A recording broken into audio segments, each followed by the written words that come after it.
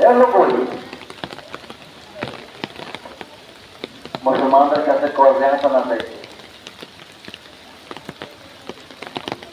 বলে কোথায় গেছে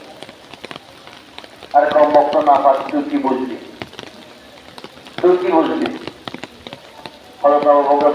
আনবো অত্যন্ত বহুত বড় ব্যক্তিত্ব সম্পন্ন ব্যক্তি এবং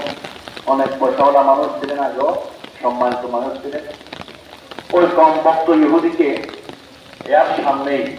যে বলতে কথাটা তাকে সমস্ত ইহুদিদের সামনেই প্রচন্ড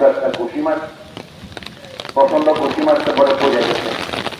এই কম বক্ত না পার আওয়ামী চক্র পড়ে গেছে আর উনি আর ওইখান থেকে আর পড়ে যাওয়ার পরে ওই অবস্থায় আর মারে নাই চলে গেছে বাড়িতে চলে গেছে এখন আসার আগেই বাইরে সর্বস্ব সব নিয়ে আসার আগেই ওই ইহুদির বাচ্চা যাইয়া ওদের পাক সাল্লাল্লাহু আলাইহি ওয়াসাল্লামের কাছে যাইয়া বিচার দায়ের করছে